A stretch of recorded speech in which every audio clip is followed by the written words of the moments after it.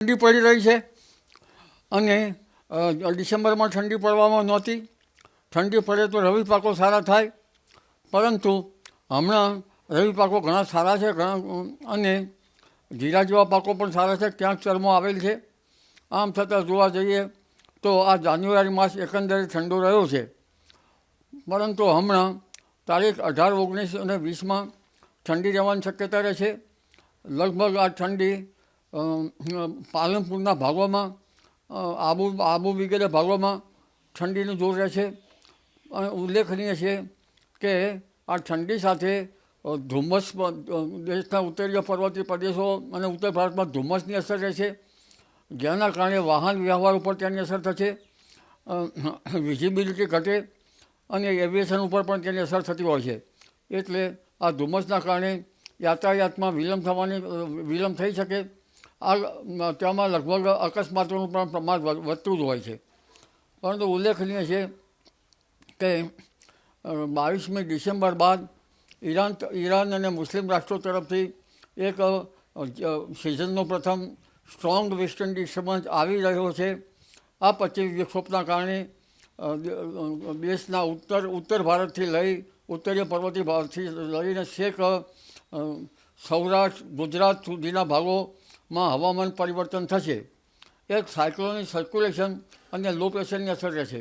બંગાળ ઉપસાગર પણ સક્રિયતાના કારણે બંગાળ ઉપસાગરનો ભેજ લગભગ છે દક્ષિણ મહારાષ્ટ્રના ભાગો સુધી આવવાની શક્યતા રહે છે.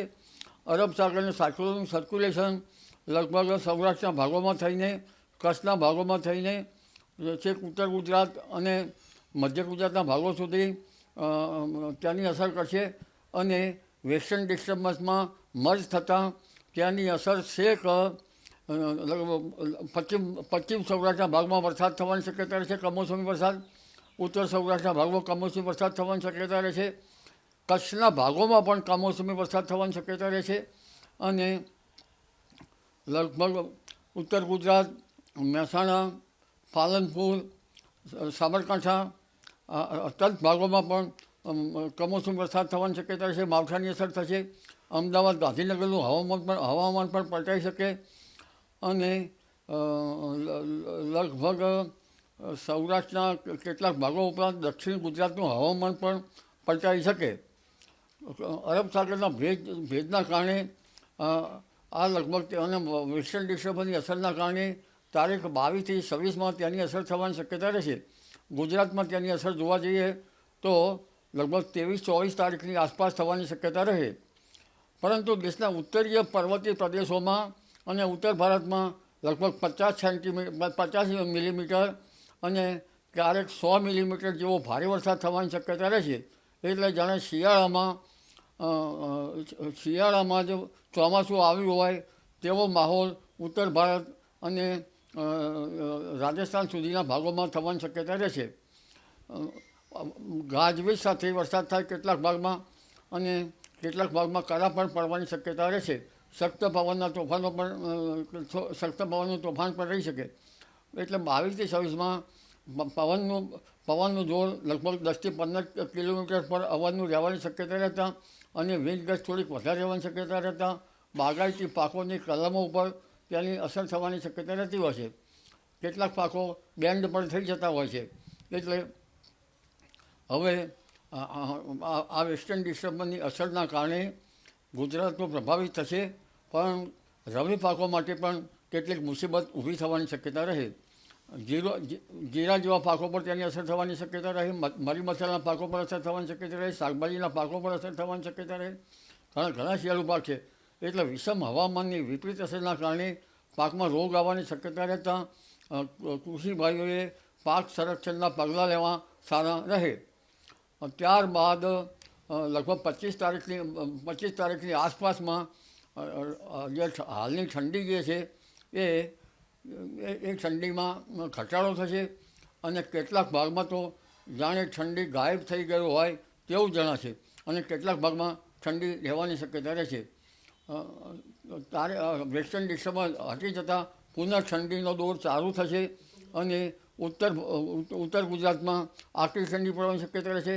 કચ્છના ભાગમાં આકરી ઠંડી પડવાની શક્યતા રહેશે. મધ્ય ગુજરાતના ભાગોમાં પણ આકરી ઠંડી પડવાની શક્યતા રહેશે. સૌરાષ્ટ્રના કેટલાક ભાગોમાં પણ આકરી ઠંડી પડવાની શક્યતા રહેશે. ઉત્તર રાજકોટના ભાગો, ઉત્તર સૌરાષ્ટ્રના ભાગો, ગિરનારના ભાગો અને છેક વલસાડના ભાગોમાં ઠંડીની શક્યતા રહેશે. કોઈ ભાગમાં છેક ઉત્તરના ભાગોમાં, રાજસ્થાનના સંલગ્ન ભાગમાં લઘુત્તમ તાપમાન 8-9 ડિગ્રી સેલ્સિયસ જેવું થઈ જવાની શક્યતા રહે. અને લગભગ ઉત્તર ગુજરાતના નીચલા ભાગોમાં લઘુત્તમ તાપમાન 10 ડિગ્રી સેલ્સિયસ જેવું થઈ જવાની શક્યતા રહે. મધ્ય ગુજરાતના ભાગોમાં પણ લઘુત્તમ તાપમાન 10 ડિગ્રી સેલ્સિયસ જેવું થવાની શક્યતા રહે. કચ્છના ભાગોમાં લઘુત્તમ તાપમાન ઘટી શકે, એટલે કેટલાક ભાગમાં લઘુત્તમ તાપમાન સિંગલ ડિસિસમાં પણ આવી શકે. ત્યારબાદ તારીખ 30મી જાન્યુઆરીથી 5મી ફેબ્રુઆરી વચ્ચે પણ હવામાનમાં પલટો આવે અને 12 ફેબ્રુઆરી બાદ 12થી 14 કે 15 ફેબ્રુઆરી બાદ પણ હવામાનમાં પલટો આવે.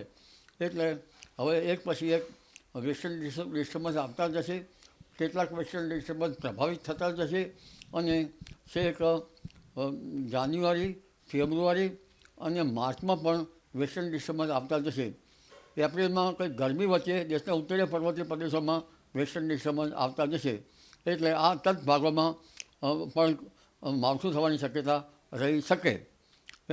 એટલે ઠંડી અંગે જોઈએ તો હવે ઠંડી જમાવટ લગભગ 25-26 જાન્યુઆરી બાદ થશે. ફેબ્રુઆરીમાં પણ હાડ કંપનથી ઠંડી મળશે. 20મી ફેબ્રુઆરી બાદ ઠંડીનું જોર ઘટે અને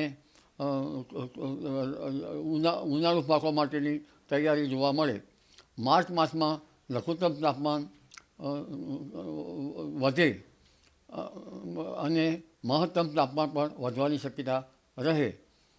આમ છતાં ઉત્તર ભારતમાં વેસ્ટર્ન ડિસ્ટર્બન્સ તો રહી શકે, જેના કારણે હવામાનમાં ફેરફાર થઈ શકે. હમણાંની વાત કરીએ તો ફોગ એટલે ધુમ્મસ એ લગભગ હમણાં સુરત આસપાસના ભાગમાં ક્યાંક રહી શકે ફોગ.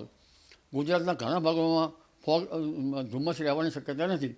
ક્યારેક કંઈક પેચીસમાં ઉત્તર સૌરાષ્ટ્રના ભાગમાં ક્યાંક હળવો ધુમ્મસ રહી શકે.